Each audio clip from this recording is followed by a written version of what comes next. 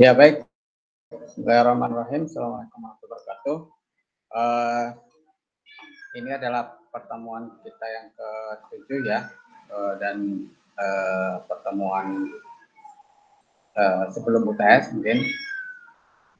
Ya nanti minggu depan itu masuk ke ke jadwal UTS. Ya, untuk pertemuan kali ini saya akan coba sedikit membahas tentang kalau kemarin lebih banyak tutorial ya, yang sudah saya sampaikan. Untuk hari ini mungkin agak sedikit saya berikan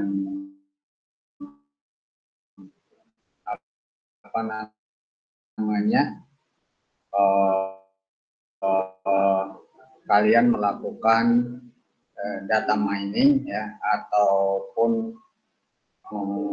machine learning ya, jadi atau data science gitu ya.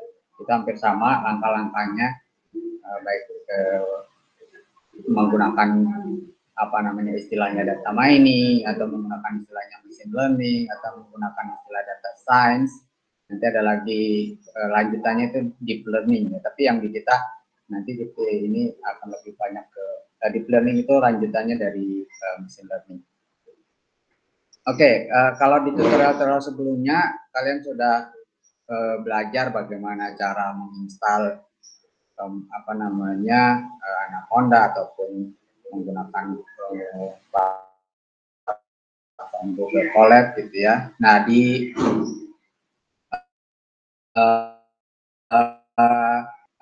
memanggil data, bagaimana caranya melakukan visualisasi data, bagaimana caranya melakukan eksplorasi ya sebelum melakukan ke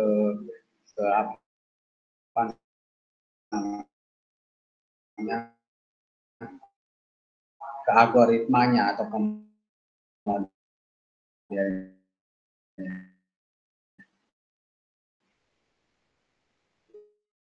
nah, memang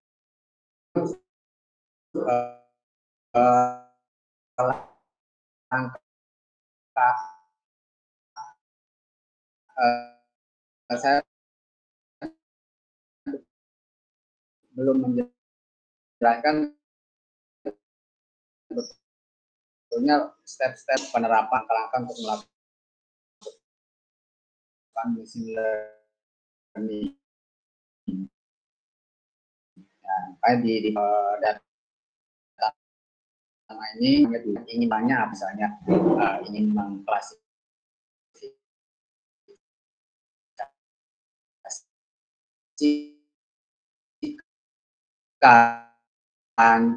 klasifikasikan mana mahasiswa yang kira-kira lulus, mana kan atribut-atribut yang ada. Nah, itu artinya tujuan di awal.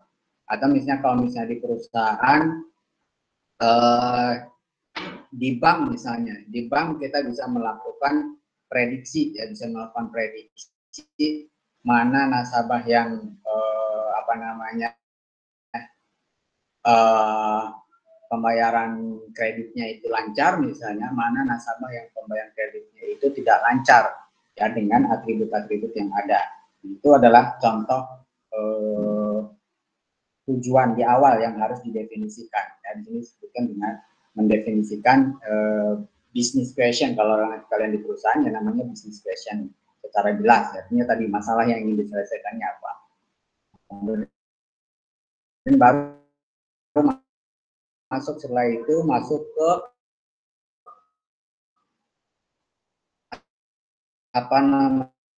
tadi step-step di data science atau step-step di data mining atau step-step di machine learning ya, untuk menjawab pertanyaan tersebut. Nah nanti setelah didapatkan, nah nanti biasanya kalau di tingkatnya di perusahaan, nanti itu pasti akan harus dilihat juga dari sisi berapa biaya yang bisa dihemat misalnya ya, karena kalau di perusahaan itu pasti bicaranya tentang biaya ya, berapa keuntungan yang bisa didapatkan misalnya. Nah, itu harus, kalau kalian di perusahaan itu nanti kalian harus juga bisa mengkuantifikasikan ya dalam bentuk rupiahnya berapa. Itu pasti. Misalnya kalau kalian ingin di bank misalnya, kalian tujuannya mengklasifikasikan mana yang nasabah yang kreditnya lancar, pembayaran kreditnya lancar, mana nasabah yang pembayaran kreditnya itu bermasalah atau kredit macet. Nah, kalau misalnya sudah bisa diklasifikasikan, nanti harus dikuantifikasikan misalnya berapa dana yang bisa diselamatkan oleh bank. Ya, kalau setelah tahu mana kira-kira nasabah yang akan apa namanya itu kreditnya itu nanti akan macet misalnya seperti itu ya. Jadi kalau di perusahaan itu biasanya harus keluar kuantifikasinya ya dalam bentuk uangnya itu berapa misalnya. Uang yang bisa didapatkan atau uang yang bisa diselamatkan sebagainya. Misalnya kalau di perusahaan telekomunikasi misalnya, kalau di perusahaan kayak seperti Telkomsel misalnya atau Excel gitu ya, dan Indosat misalnya, kalian bisa menentukan nih berapa mana-mana konsumen yang misalnya kira-kira akan berpindah ke nomor yang lain, ke provider yang lain misalnya. Mana konsumen yang kira-kira tetap ya, itu bisa diprediksi. Nah, kalau misalnya kalian bisa prediksi kan berarti pada akhirnya misalnya yang tadinya customer ini niat mau pindah provider tapi bisa diselamatkan misalnya dengan melakukan data mining ini, dengan melakukan data science ini, itu dikuantifikasikan nanti berapa keuntungan yang bisa didapatkan oleh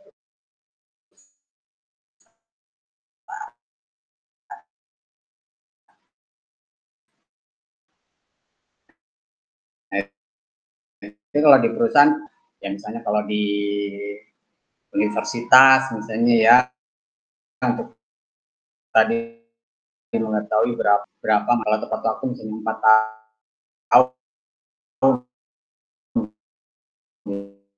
ya, berapa mahasiswa yang non profit ya, tidak terlalu di apa namanya profit itu ditonjolkan. Tapi kalau di perusahaan yang profit, analisis data miningnya yang menggunakan algoritma tertentu, itu nanti harus ditambahkan biaya yang dihemat atau keuntungan yang bisa didapat itu berapa. Itu biasanya kalau pihak manajemen itu yang dilihat.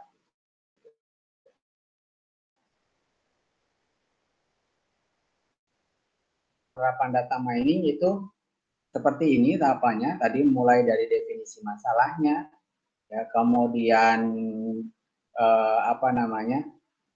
kita map masalah tersebut ke permasalahan mesin learning atau permasalahan data science, misalnya ini masuk ke klasifikasi kah, nanti ada beberapa algoritma ya, ataupun beberapa model yang biasa dipakai di mesin learning ataupun di data science. Itu biasanya ada 4 yang paling umum. Itu ada klasifikasi ini juga banyak metode-metode yang bisa dipakai. Kemudian ada regresi, ya, regresi ini juga banyak model yang bisa dipakai. Kemudian ada clustering, ya, clustering ini juga banyak sekali metode yang bisa dipakai. Nah, yang terakhir yang keempat itu dimension reduction, jadi reduksi dimensi ya. Jadi biasanya empat model ini ya, empat jenis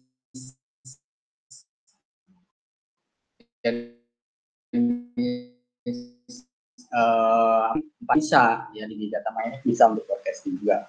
Ya, jadi setelah kita misalnya tahu tujuannya apa, kemudian kita bisa tahu oh ini masuk kategori klasifikasi kah, masuk kategori apa namanya regresi kah, masuk kategori clustering kah dan sebagainya.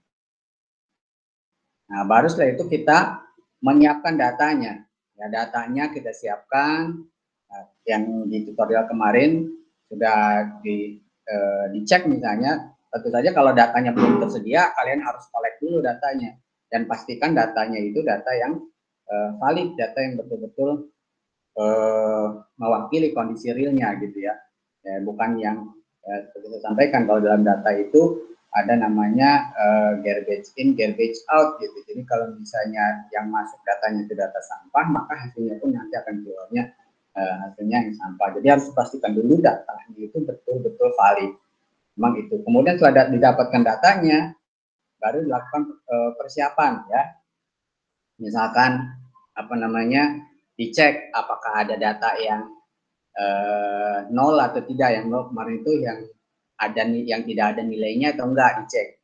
Jadi kalau misalnya dipastikan oh datanya ini semuanya ada isinya, oke. Nah nanti setelah itu dipastikan juga kalau misalnya dia datanya itu kalau kita mau pakai metode machine learning harus berupa data numerik semua atau memungkinkan misalnya data kategorikal ya.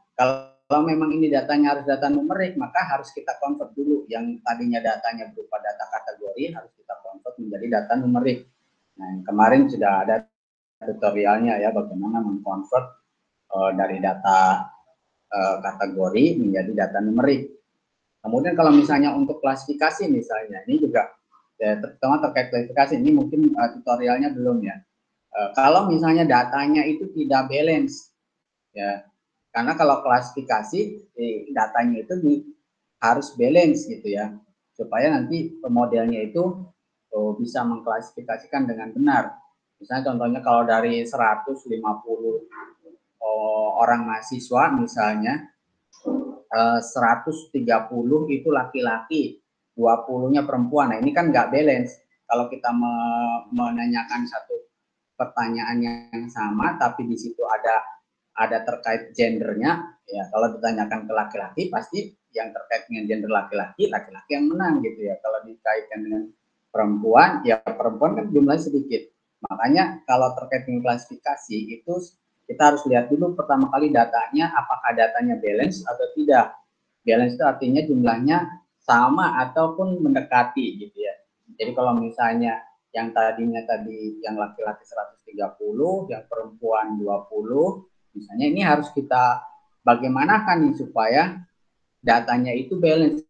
Misalnya apakah yang 20-nya ini harus datanya kita naikkan ya, atau yang 130-nya ini datanya kita turunkan supaya sama jumlahnya gitu ya. Jadi seperti itu. Itu kalau untuk klasifikasi ya harus diperhatikan bagaimana supaya data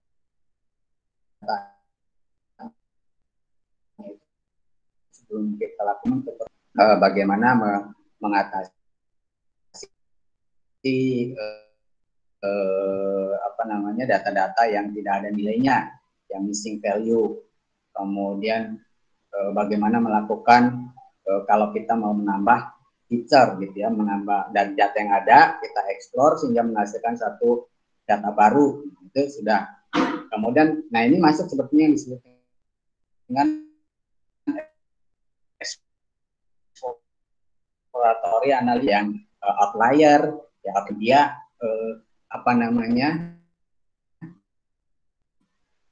berbeda sendiri. Nah, kalau berbeda sendiri dari kebanyakan data yang ada, ini juga ada beberapa caranya. Misalnya apakah datanya itu kalau datanya sedikit kita delete lebih banyak, ya kita delete nanti akan mempengaruhi data keseluruhannya. Untuk outlier ya nanti hari ini mungkin nanti akan coba buat tutorialnya. Jadi gimana caranya, misalnya biasanya kita lakukan yang disebut dengan standarisasi atau normalisasi. Jadi data yang dari data mentah itu kita lakukan normalisasi data dulu sehingga data yang outlier ini juga bisa masuk gitu ya. Tetap dilakukan normalisasi karena kalau normalisasi kan biasanya nilainya antara 0 sampai 1. Jadi semuanya nilai numeriknya itu semuanya kita rubah menjadi antara 0 dan 1 sehingga datanya jadi data normal. Nah, setelah datanya normal, nah baru kita bisa lakukan analisis. Yaitu salah satu cara menghandle outlier ya. Jadi data-data yang berbeda dengan data rata-ratanya gitu. Kemudian bisa juga menggunakan standarisasi ya, menggunakan nilai standar, menggunakan min-max misalnya, nanti dicari apakah misalnya data kita menggunakan data rata-rata semuanya dan sebagainya. Itu ada beberapa metode ya untuk mengatasi outlier ini. Nah, nanti setelah di fix bahwa datanya itu yakin sudah oke gitu ya, dari sisi balance-nya sama, misalnya kalau untuk yang klasifikasi kan tadi harus balance dulu.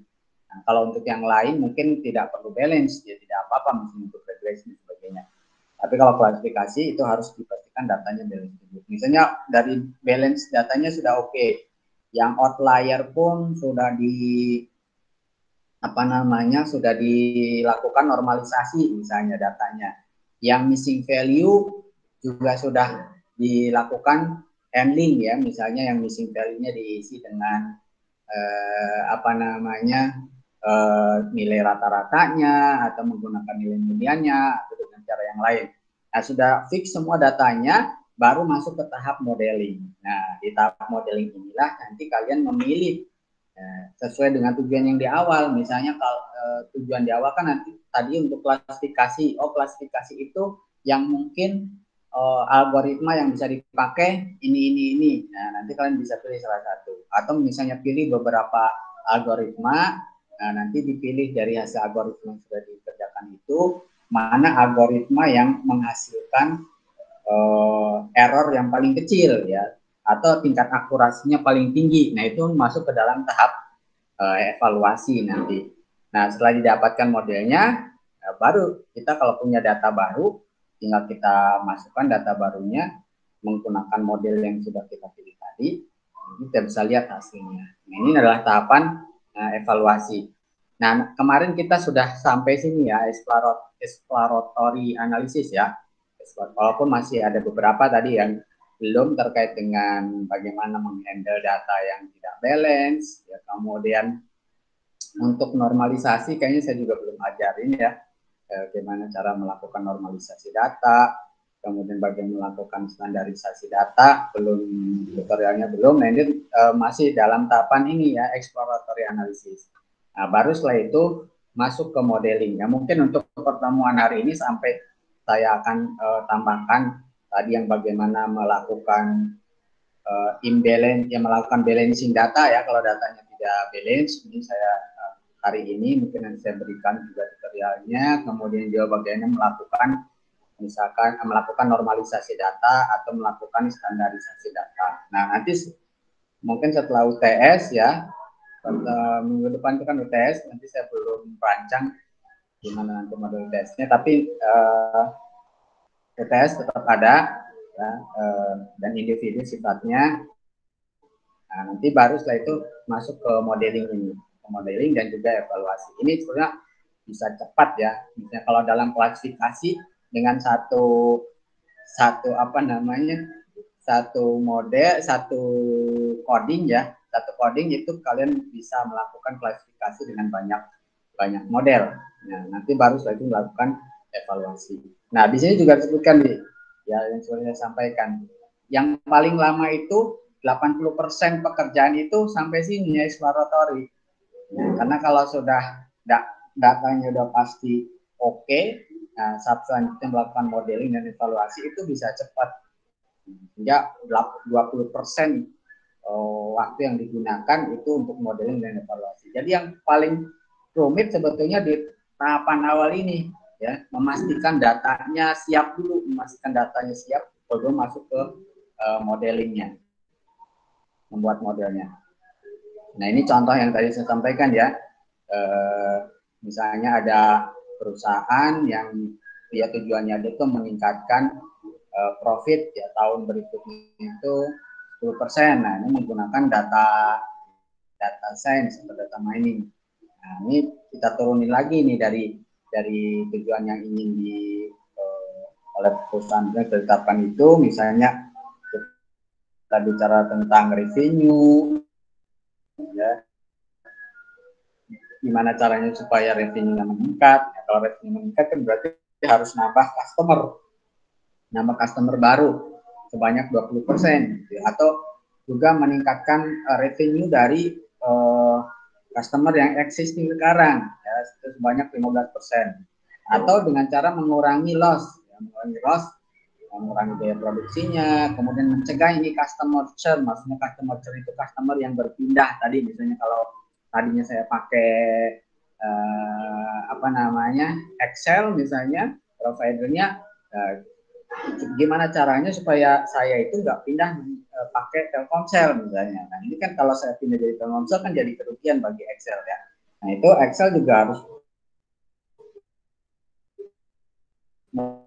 melakukan menetapkan promosi-promosi supaya customernya itu tetap pakai Excel, tidak pindah ke provider yang lain. Nah, setelah tadi tujuan ditetapkan, langkah kedua adalah menerjemahkan tadi yang tujuan itu menjadi tas-tas yang ada di data mining atau data science, ya. Jadi ini tujuannya untuk mengkolek data. Tadi misalnya atributnya nanti apa saja yang harus dicari datanya, ya, misalnya mengidentifikasi apa aja faktor-faktornya yang menyebabkan customer itu pindah, ya, dari satu provider ke provider yang lain. Ya, churn ini maksudnya berpindah ke produk ataupun berpindah ke perusahaan yang lain, ya. Kemudian mengidentifikasi faktor-faktor apa saja yang customer itu mau membeli jasa service yang diberikan oleh, misalnya kalau ini terkait dengan perusahaan telekomunikasi misalnya, ya, apakah misalnya harga paket datanya yang lebih murah, kemudian banyaknya bonus-bonus. Nah itu harus diidentifikasi, ya. Kemudian juga kita identifikasi apa campaign-campaign yang mungkin bisa ditargetkan untuk customer ini supaya dia tidak pindah ke provider yang lain. Nah ini step yang kedua. Nah step yang ketiga baru masuk melakukan penyiapan data, ya, data preparation. Jadi kalau kita sudah tahu di sini sudah kita collect datanya, ada customer ID-nya, misalnya ini datanya di data di perusahaan telekomunikasi, ya, misalnya ada durasi dia si customer itu menelpon, ada jumlah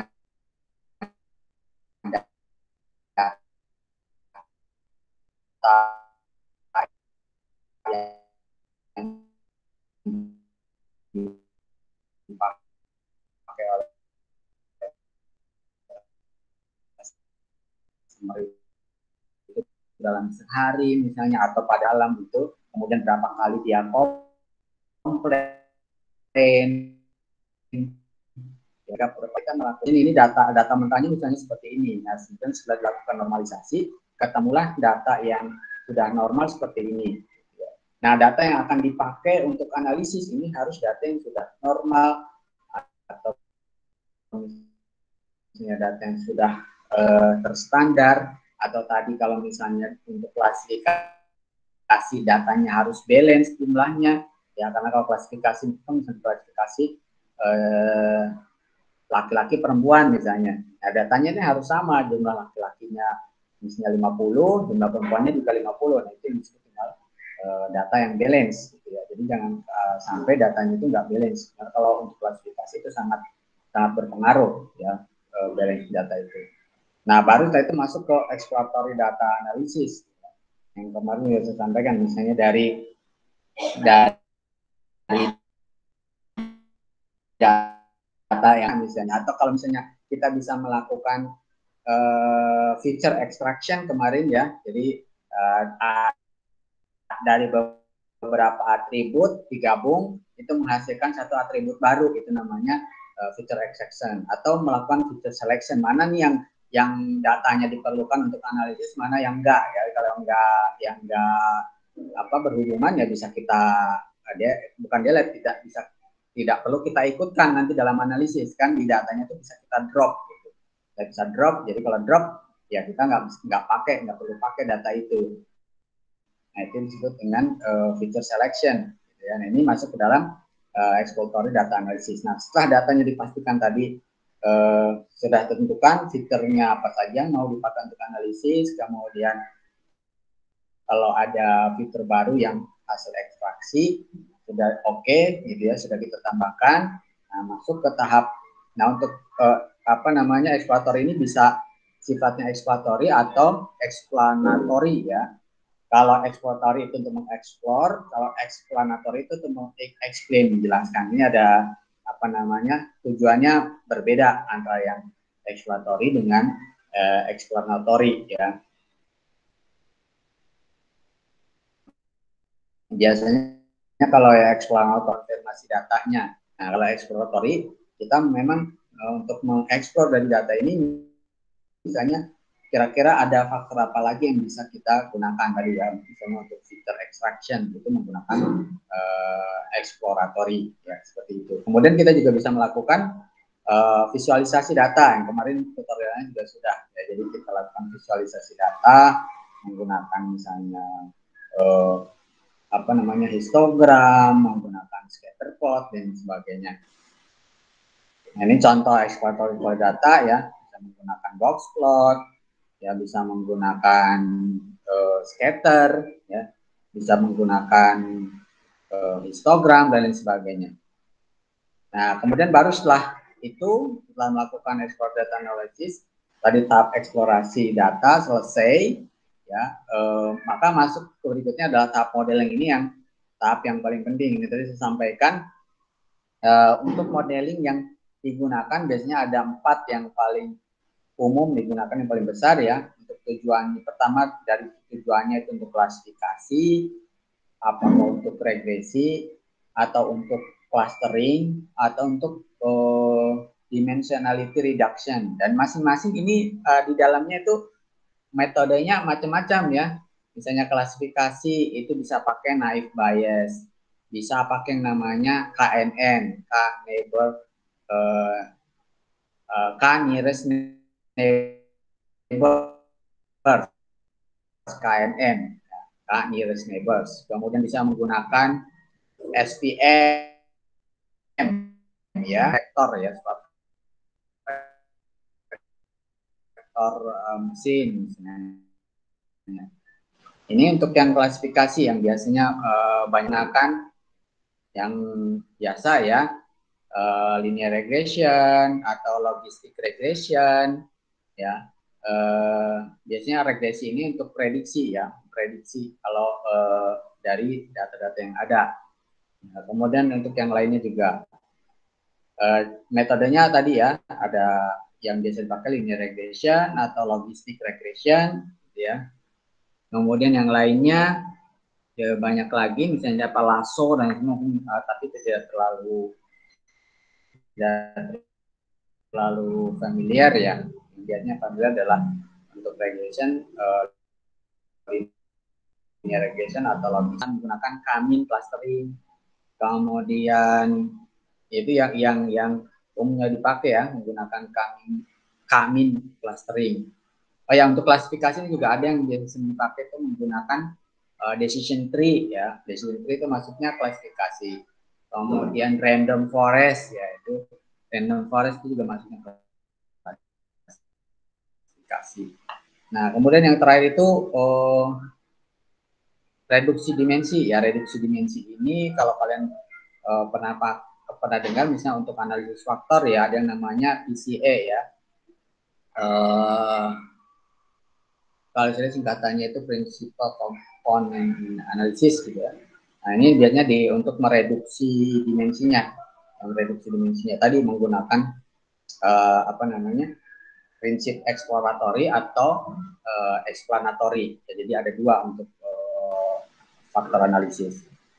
Nah, ini secara umum ini 4, tapi ini 4 biasanya juga dikelompokkan lagi menjadi 3 ya. Dikelompokkan lagi menjadi 3. Ini ada yang disebut dengan supervised learning, ada yang disebut dengan unsupervised learning, dan dikelompokkan menjadi reinforcement learning. Nah, apa bedanya masing-masing ini?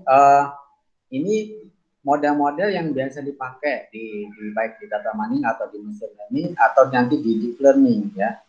Jadi ada yang disebut dengan supervised learning, unsupervised learning, ada reinforcement learning. Kalau yang masuk ke supervised learning tadi ya, klasifikasi dengan regresi, itu masuknya kelompok yang supervised learning. Sedangkan yang clustering sama dimensional reduction itu masuk ke dalam unsupervised learning. Nanti apa bedanya nanti di slide berikutnya ada. Kemudian yang kelompok yang ketiga itu yang disebut dengan reinforcement learning. Nah, yang di ujung-ujung ini adalah aplikasinya ya, aplikasinya. Misalnya kalau untuk klasifikasi itu bisa dipakai untuk fraud detection tadi ya, mendeteksi biasanya ini di bank nih, mendeteksi nasabah mana yang bandel, yang kreditnya macet gitu. Itu yang disebut dengan fraud detection. Nah, atau misalnya customer retention tadi ya.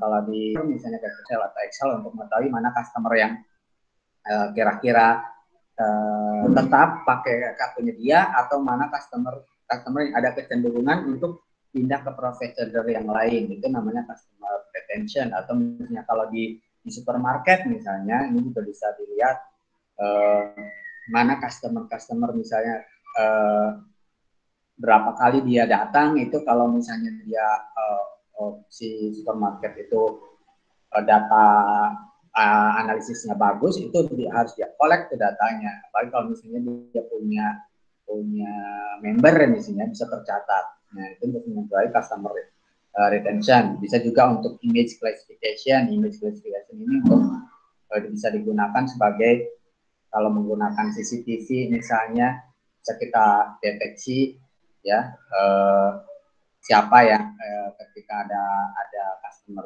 atau ada orang yang datang, itu akan kita langsung kasih informasi ini dia apakah memang customer yang biasa datang atau yang bukan. Nah, kalau di perkantoran itu memang orang yang punya akses bisa masuk atau tidak, itu bisa menggunakan image classification. Kemudian untuk regresi ini aplikasinya bisa untuk forecasting, yang tadi saya bilang, bisa untuk prediksi, ya bisa untuk optimisasi juga, atau melakukan insight baru ya.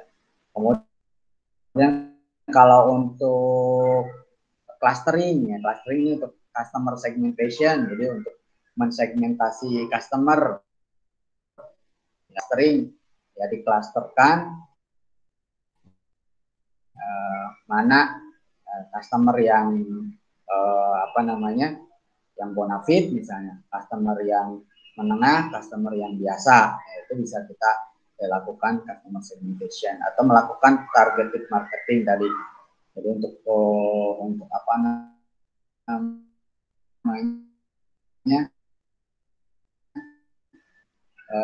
namanya membuat misalkan promosi-promosi tapi harus sesuai dengan targetnya, itu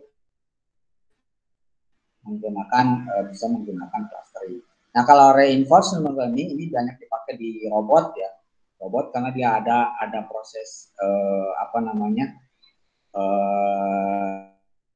reinforce, jadi proses pembelajaran dari mesinnya itu terus menerus gitu ya. Biasanya dia dipakai untuk robotik, ini banyak menggunakan metode-metode reinforcement learning ya. Nah, apa bedanya masing-masing? Nah, ini kalau untuk yang supervised learning itu biasanya datasetnya itu sudah punya label sendiri. Tadi misalnya kalau kemarin kalian menggunakan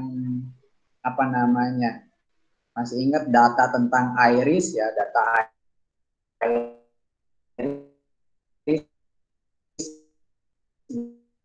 misalnya itu kan ada atribut itu iris yang lainnya. Nah, label irisnya itu kalau kita sudah tetapin labelnya terlebih dahulu di dataset itu, maka dia masuk ke dalam yang namanya supervised learning. Yang namanya supervised learning. Jadi disebutkan, jadi labelnya yang kita akan olah. Nah, itu berarti dia masuk ke dalam supervised learning. Nanti yang masuk ke dalam supervised learning dari apa namanya, ini ya, yang supervised learning itu kan masuk klasifikasi dan regresi. Ini masuk ke dalam supervised learning. Karena kalau klasifikasi di awal kita sudah tetapin, oh kalau atributnya ini, dia masuk klasifikasi tadi, ya, Iris virginica misalnya. Atau misalnya kalau klasifikasinya ini, oh dia masuk ke dalam, saya klasifikasikan dia customer yang apa namanya, misalnya kreditnya macet. Nah, itu berarti kalau sudah ditetapkan terlebih dahulu, itu masuk ke dalam yang namanya supervised learning. Nah, biasanya supervised learning ini dia dipakai untuk klasifikasi atau regresi, ya. Kemudian kalau yang unsupervised learning, kalau di dataset kita itu tidak ada labelnya, tidak ada kelasnya. Jadi nanti dia akan mengelompokkan sendiri dari data yang kita gunakan itu, dia akan kelompokkan sendiri, nanti akan membuat label sendiri dari masing-masing kelasnya. Ya, jadi misalnya di sini contohnya dari 100 pengunjung website, gitu ya. Nanti kita lakukan modeling dan akhirnya akan dari data yang kita punya itu terkelompok sendiri tuh. Misalnya customer, misalnya pengunjung berdasarkan waktu kunjungan, ya, pengunjung website berdasarkan lama kunjungan, pengunjung website berdasarkan jumlah kliknya. Nah, itu dia terklaster sendiri tanpa kita menetapkan label terlebih dahulu. Itu masuknya ke dalam yang disebut dengan unsupervised learning. Nah, unsupervised learning ini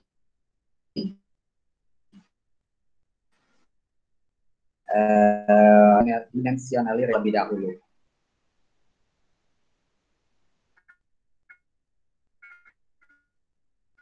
Nah, kemudian yang jadi dia menggunakan sistem reward dan penalty. Ya, jadi dan dia apa namanya itu di modelnya itu kita setting supaya dia terus-menerus melakukan pembelajaran, ya. Dari data yang kita masukkan dia terus melakukan sehingga kalau dia nanti mendapatkan reward atau dia mendapatkan penalty.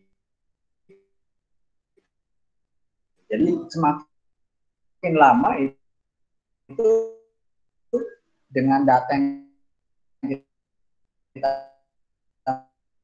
masukkan ini yang misalnya semacam permainan catur gitu, dan si komputer itu apa namanya model yang kita buat komputer pemain catur profesional.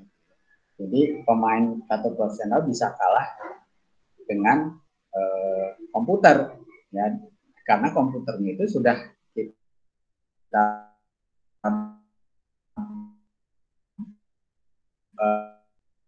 masuk ajar gitu, terus belajar di algoritmanya. Jadi kalau misalnya kalau si manusianya ini si apa namanya antisipasinya kemana gitu. Jadi dia terus melakukan itu, ya, melakukan pembelajaran itu dan itu masuk ke database di komputer dia menggunakan modul tadi, sehingga dia malah jadi lebih yang menggunakan reinforcement learning.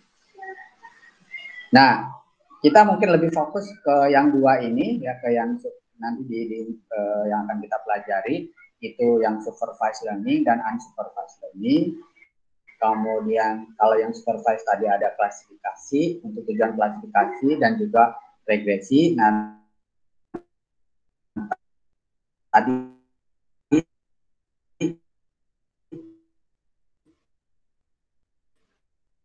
untuk klasifikasi ini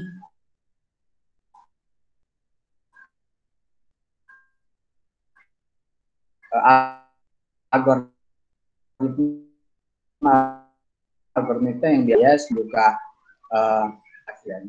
kayaknya ada kesalahan. Jadi kalau untuk regresi itu ada linear regression, kemudian yang terkenal juga neural yaitu artificial neural network, itu adalah salah satu algoritma di regresi ya. Nah, itu yang paling terkenal ya, ANN, ya, artificial neural network. Di Indonesia regresi. Nah, kalau untuk yang clustering, yang sering dipakai ini ya, K-mean, ya. Neural network juga bisa dipakai, kemudian clustering, kemudian apalagi ya yang ini. Jadi hierarchical clustering juga sering gitu ya. Jadi ini yang mungkin nanti yang akan kita bahas setelah UTS ya, untuk model-modelnya lebih mendalam lagi.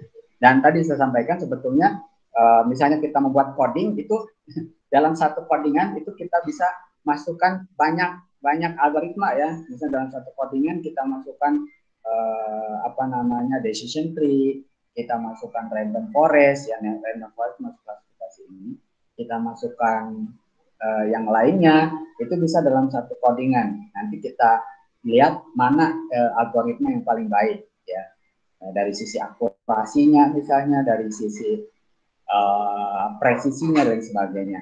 Itu masuk ke dalam tahap evaluasi. Jadi hal ini sebetulnya bisa lebih cepat ya, lebih mudah. Nah, mungkin nanti setelah UTS saya akan membuat tutorialnya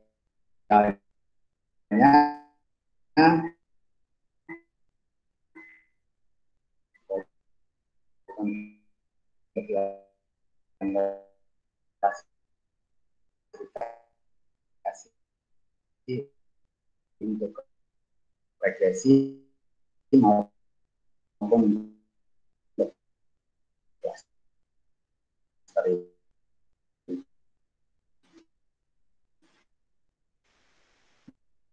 Nah, nanti kali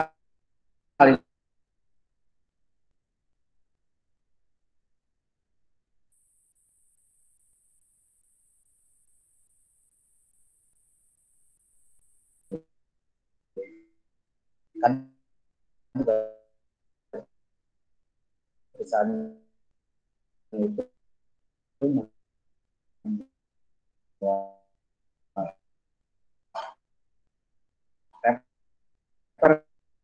ya,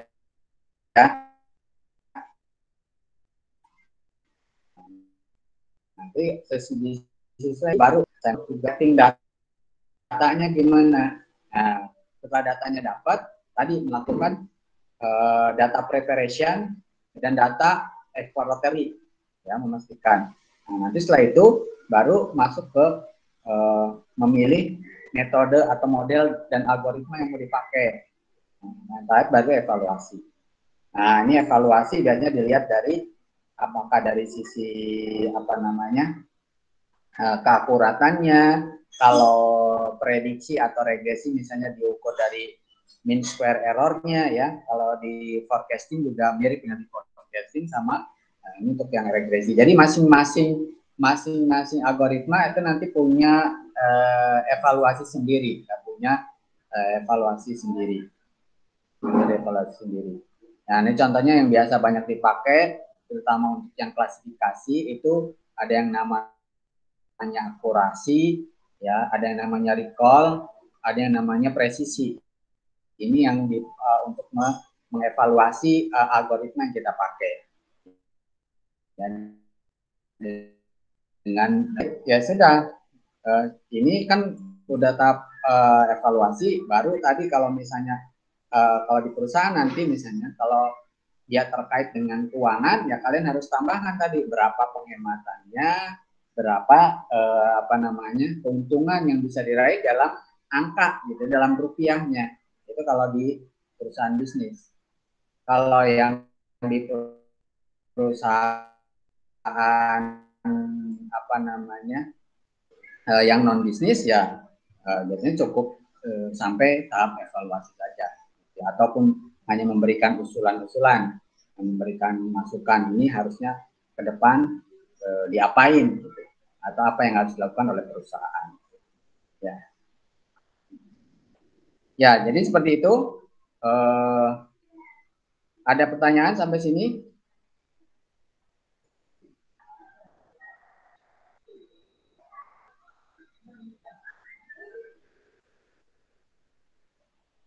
Ada pertanyaan? Kalau tidak ada, nanti kita lanjutkan sedikit tutorial ya. Tutorial untuk pertama untuk melakukan standarisasi dan juga normalisasi data, ya. Kemudian untuk melakukan apa namanya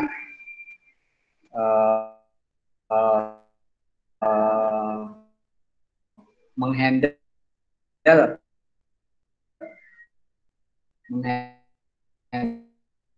data yang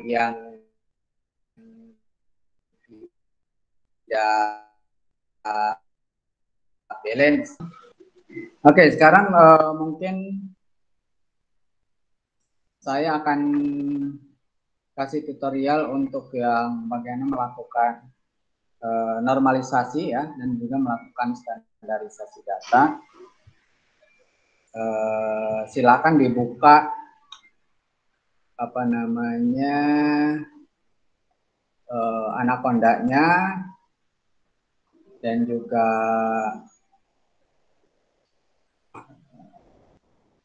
sampai buka yang ini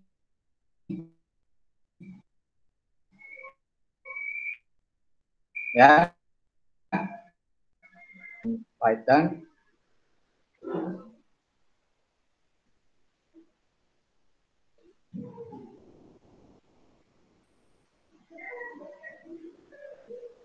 Ini karena filenya sudah ada, saya open aja.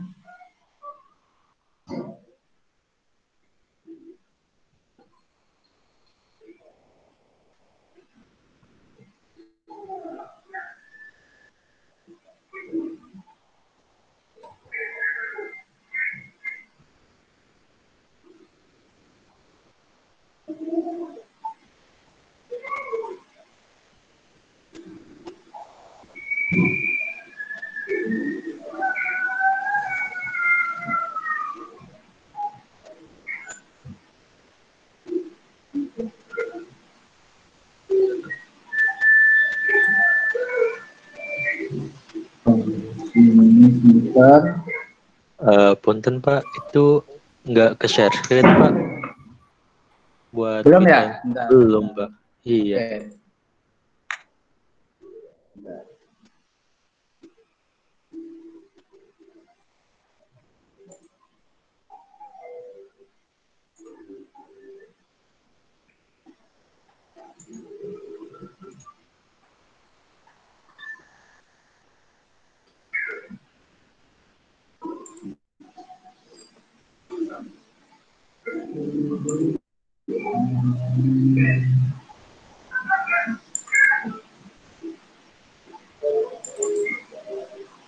Star filenya sudah ada di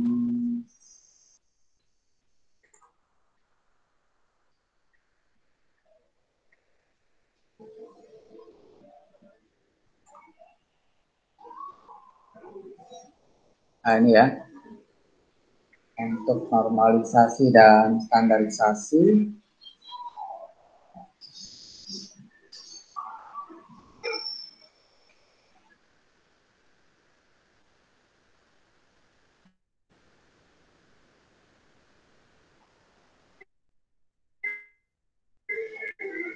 Sudah kelihatan layarnya?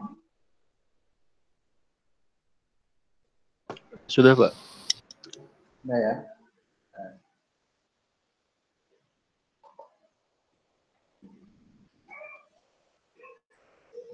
Ya, ini pakai datanya, data buatan sendiri aja ya.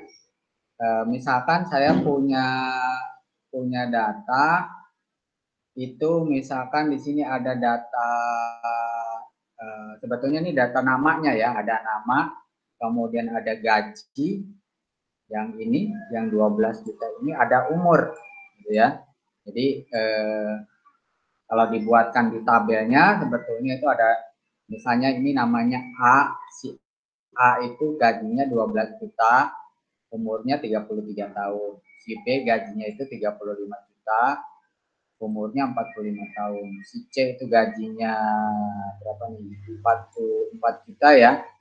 4 juta, umurnya 23 tahun. Si D ini gajinya 65 juta, umurnya 26 tahun. Si A, B, C, D, E, si F misalnya, si F gajinya 99 juta ya, 9 juta, umurnya 29 tahun. Nah, ini kan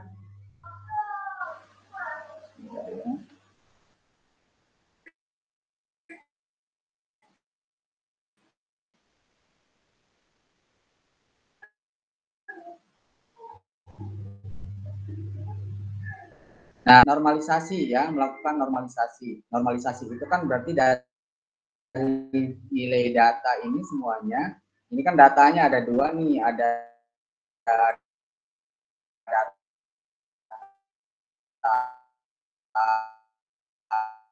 gajmur, standarisasi ya.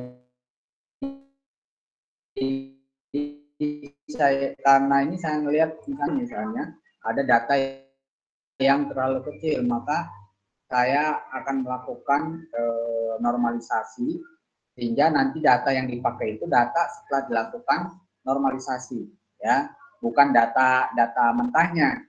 Nah, maka normalisasi itu kan melakukan data untuk melakukan normalisasi itu biasanya nilainya dari 0 sampai 1 ya. Dan rumus normalisasi ada yang tahu apa rumusnya?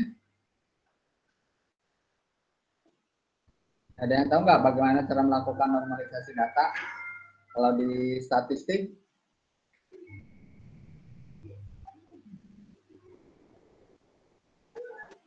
Ya, nggak ada yang tahu.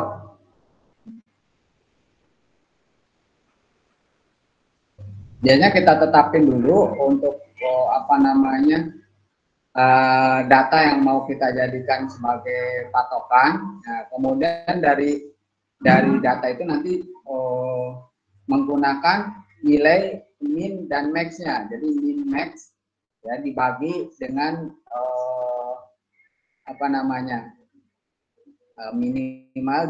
maksimal dikurangi minimal. Misalnya kita tetapin data maksimalnya di sini kan mana yang jadi data maksimal?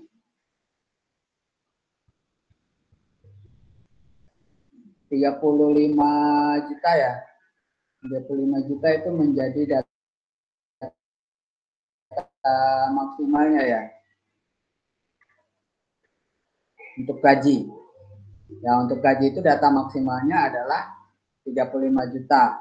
Nah, biasanya 35 juta maksimal dikurangi minimal dibagi dengan maksimal. Itu rumus standarnya. Nah, kalau di Python itu bisa menggunakan perintah min max scalar ini. Min max scalar untuk melakukan normalisasi. Nah, coba silakan diketik data ini ya. Ketik data scalar processing, kemudian menggunakan perintah min max scalar. Ya, min max scalar, datanya kita masukkan sini.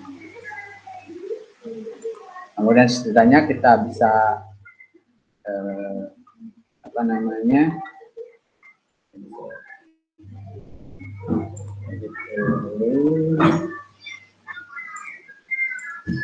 kalau sudah kita bisa lakukan running. Saya run lagi.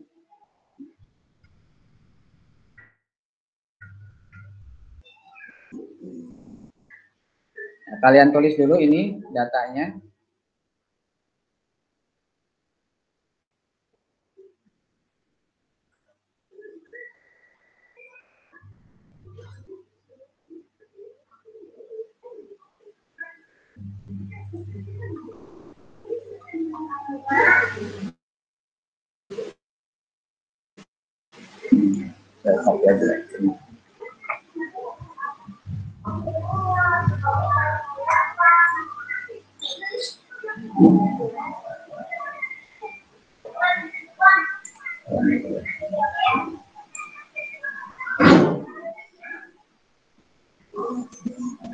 Kemudian menggunakan scalar sama dengan min-max scalar dalam kurung.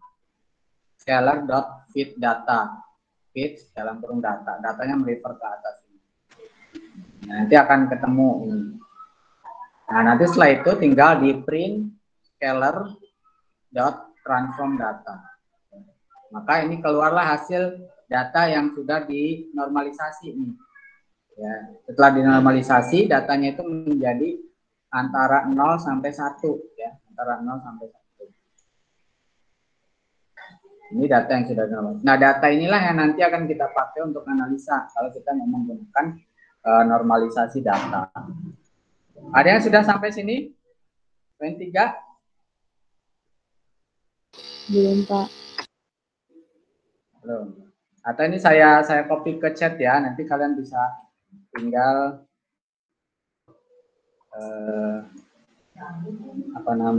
tinggal copy. Kita copy ke chat. Bapak, saya mau tanya Pak, yang di bagian scalar.fit data, nah di situ kan ada keluar outnya, tapi saya min max scalarnya itu outnya itu nggak ada Pak, kosong.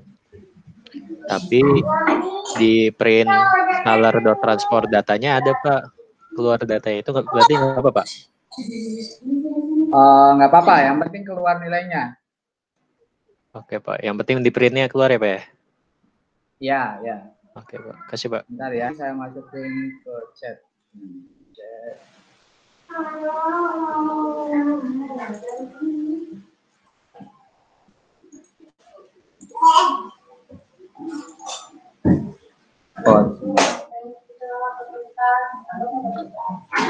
Ya udah saya kirim ke chat tuh, silakan di copy paste saja. Coba. Kemudian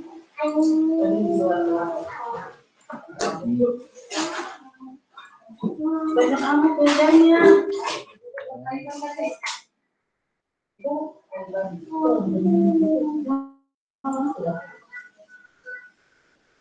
Dia mana tentunya? Oke.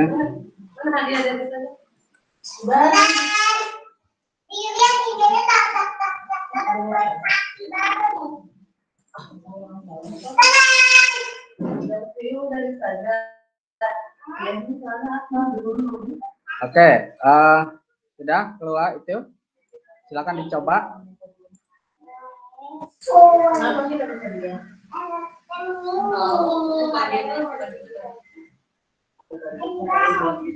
Dicoba dendiran.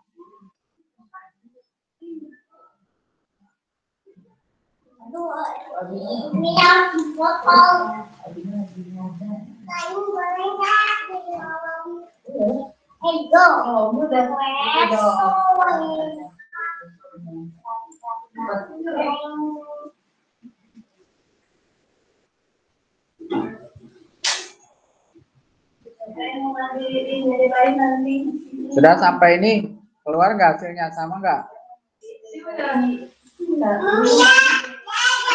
Ya Pak, sama Pak. Sama ya. Oke, nah, itu cara melakukan normalisasi ya, normalisasi data.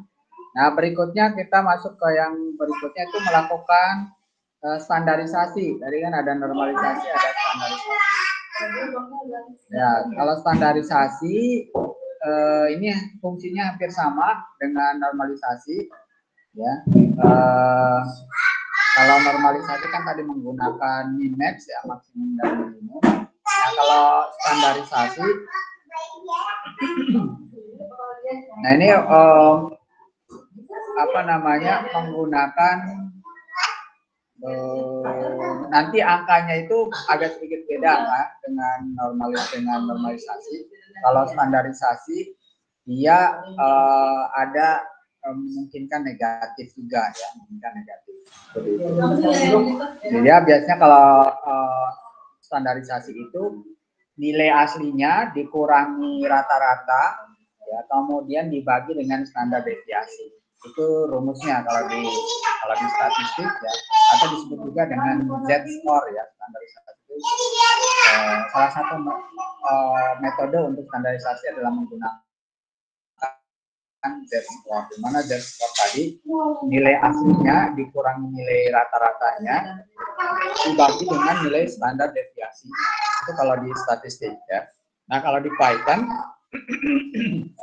dari data yang tadi kalian sudah pakai, ya, tinggal ditambahkan yang ini ya, scalar processing standar scalar ya, dot fit data. Nah, kalau data ini sama ya, yang atas ini datanya sama dengan yang pertama tadi, jadi tidak perlu kalian buat lagi. Tinggal apa namanya? Oh, ininya perintahnya yang beda ya. Perintahnya yang beda, masukkan scalar import processing. Kalau tadi kan scalar dot processing import min max scalar. Nah, kalau yang ini scalar from scalar import pre-processing. Kemudian datanya sama, datanya tetap sama. Nah, kemudian setelah itu untuk scalarnya masukkan perintah ini, pre-processing standard scalar dot fit data. Nah, baru setelah itu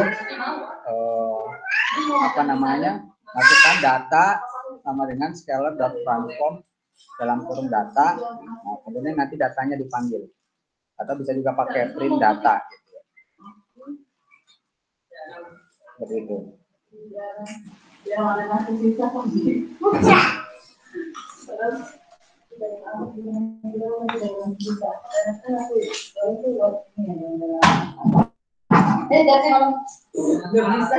Nah, saya kopikan dulu di sini perintahnya, coba kalian kami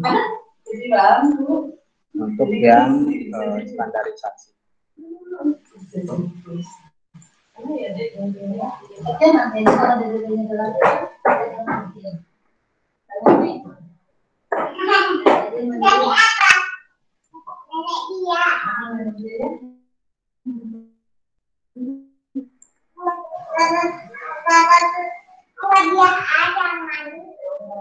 Oke, ini untuk yang standarisasi.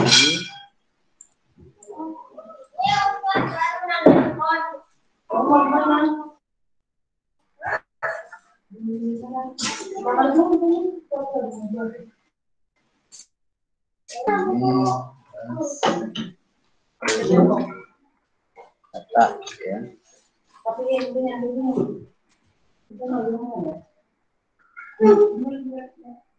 Nah, itu coba di copy, di paste di Anaconda-nya, di Twitter ya, kemudian di run.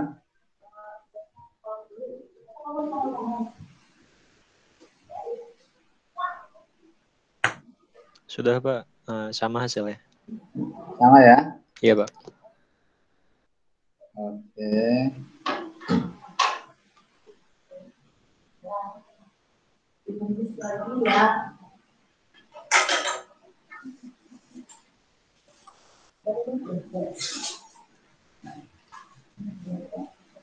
Oke, sekarang kita akan coba melakukan apa namanya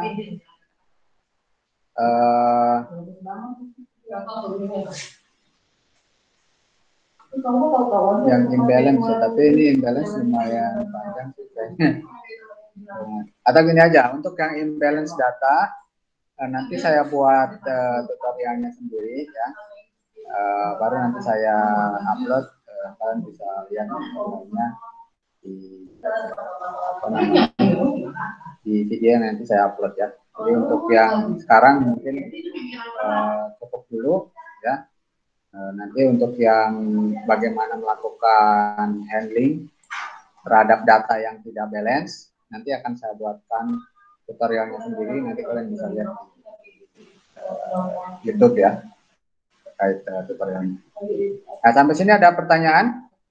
Nah, ini kita belum masuk ke modeling ya, nanti mungkin setelah UTS baru kita akan masuk ke bagaimana menggunakan model-model tadi, misalnya menggunakan model untuk klasifikasi ya, model apa saja yang biasanya banyak dipakai ya, kemudian bagaimana melakukan evaluasinya nanti.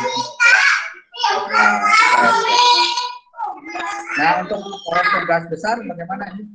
Sudah punya bayangan kelompoknya? Mau ngerjain apa? Ada Pak, sudah ada kepikiran. Oke ya, baik. Nanti kan itu tugas kelompok, silakan diskusikan di kelompoknya. Nanti mungkin saya minta di pas pengumpulan UTS juga nanti saya minta untuk setiap kelompok minimal di pendahuluannya ya sudah ada ya, pendahuluan untuk papernya. Jadi mau ngerjain apa gitu sudah ada. Ya. Nanti tinggal yang di bab 2 dan seterusnya nanti dilanjutkan di bab 3. Tapi mau ngerjain apanya harus sudah ada, harus sudah punya bayangan.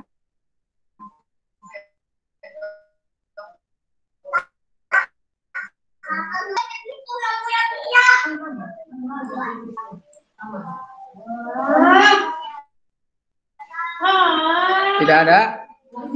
Kalau tidak ada, izin bertanya Pak. Jadi untuk UTS nanti itu kita seperti apa Pak ya di mata kuliah data mining ini? Mungkin kayak kemarin ya, kemarin ini kalian saya kasih tugas untuk ngerjain itu, tapi yang kalian kerjainnya dengan direkam, ya. Nanti rekamannya diupload. Kayak tugas kemarin pernah kan, yang untuk visualisasi data ya? Oke Pak. Yeah.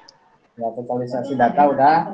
Kemarin video yang terakhir tentang yang pre-processing sudah dicoba belum? Datanya itu Pak. Yang di video yang terakhir, yang tutorial terakhir, pre-processing.